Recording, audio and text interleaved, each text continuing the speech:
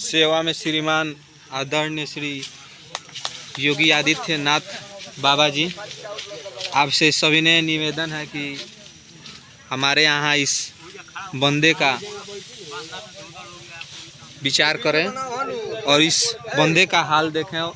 जगह जगह से नीचे बंदे के नीचे से पानी निकल रहा है और मैं योगी आदित्यनाथ बाबा जी से निवेदन करता हूं, कृपया बंदे के ऊपर ध्यान दें।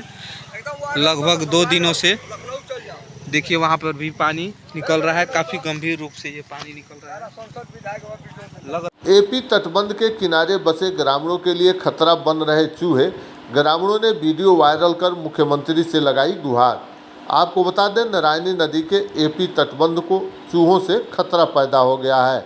एपी तटबंध के अंदर चूहों द्वारा बनाई गई बील से धीरे धीरे पानी का बहाव तेज होने से ग्रामीणों की चिंता बढ़ गई है।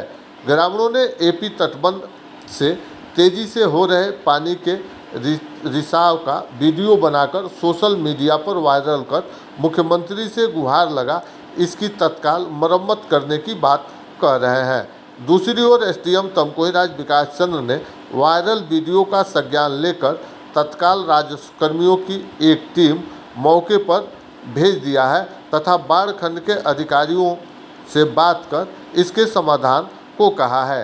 एसडीएम विकास चंद्र ने कहा है कि ग्रामीणों को चिंतित होने की जरूरत नहीं है, जल्दी ही इसकी मरम्मत करा ली जाएगी।